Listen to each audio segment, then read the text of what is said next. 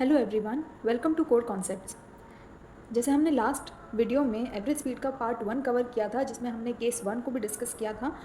उसमें हमने देखा था कि कैसे हम एवरेज स्पीड को कैलकुलेट करते हैं जब हमें डिफरेंट स्पीड गिवन होती हैं, प्लस हमें जो डिस्टेंस ट्रैवल है वो हमें इक्वल दिया होता है टोटल जर्नी का।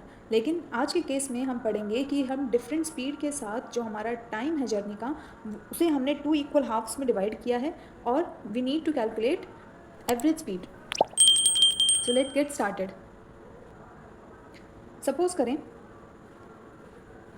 मूविंग बॉडी ने ए से बी टोटल जो डिस्टेंस था वो एस किलोमीटर डिस्टेंस कवर किया, और जो इसका टाइम था इसकी जर्नी का, उसे इसने 2 इक्वल हाफ्स में डिवाइड करा। यानी यहाँ ए से लेकर इस पॉइंट तक इसका टाइम था t/2। सिमिलरली इस पॉइंट से लेकर एंड पॉइंट तक यानी बी पॉइंट तक इसका टाइम था t/2। यानी यहाँ पे जो टाइम गिवन है वो आपको सेम गिवन है, और डिस्टेंस आपको टोटल जर्नी का डिस्टेंस गिवन है s, और इनकी जो स्पीड्स हैं वो डिफरेंट हैं। यानी फर्स्ट हाफ तक स्पीड रहेगी v1 और सेकेंड हाफ तक स्पीड रहेगी v2। So we can write, let the total distance be s and total time be t. Now we know that distance is equal to speed into time. तो हमें first half का distance हमें निकालना है।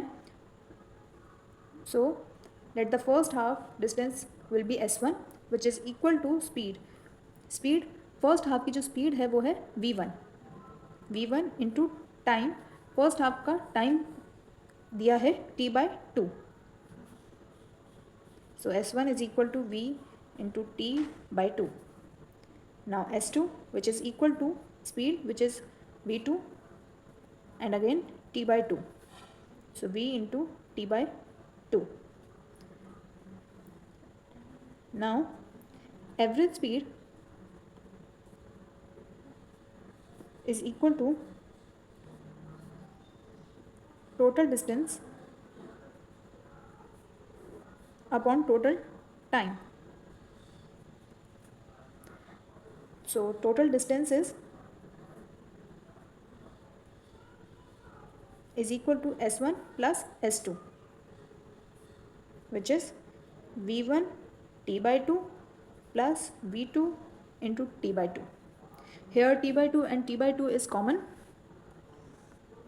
so t/2 और bracket में v1 plus v2, तो ये हो गया आपका टोटल डिस्टेंस। और आपको जो इसमें टोटल टाइम गिवन है वो हमने t लेट किया था। So total time is equal to t. So we have distance and we have total time, so we can easily calculate the average speed, which is equal to total distance यानी t/2 bracket में v1 plus v2 upon total time, that is t. So average speed is equal to, here 2 will come in the denominator.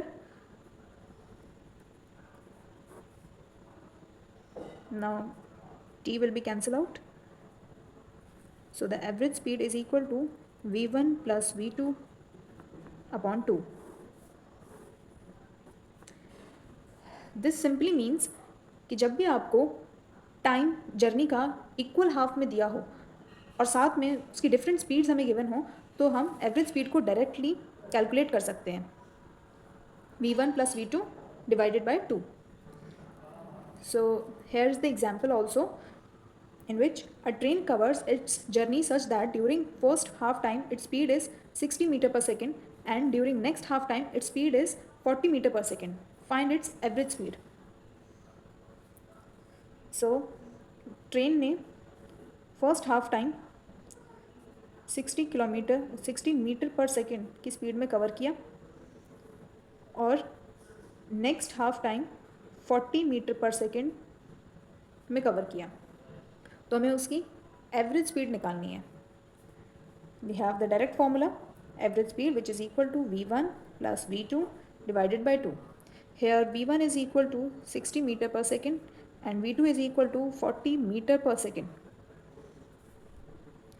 And how would you know कि ये जो speed ये आपको values जो given है ये speed ही हैं. We have to check their units. आपको इसमें मीटर पर सेकेंड दिख रहा होगा, तो जो स्पीड की यूनिट होती है वो या तो मीटर पर सेकेंड होगी, किलोमीटर पर आवर, किलोमीटर पर सेकेंड, इस तरह की यूनिट्स आपको गिवन होंगी. जबकि जो डिस्टेंस है वो स्केलर क्वांटिटी है और उसमें आपको सिंगल या तो मीटर गिवन होगा या किलोमीटर गिवन होगा. So here is v1 is 60 meter per second and v2 is 40 meter per second. Average speed is equal to 60 plus 40 divided by 2. 100 divided by 2 which is equal to 50 meter per second. So average speed is equal to 50 meter per second. I hope आपको आज का video समझ में आया हो. Video अच्छा लगे तो इसे लाइक करें, शेयर करें और सब्सक्राइब करें एंड बेल आइकन को प्रेस करें. Thank you.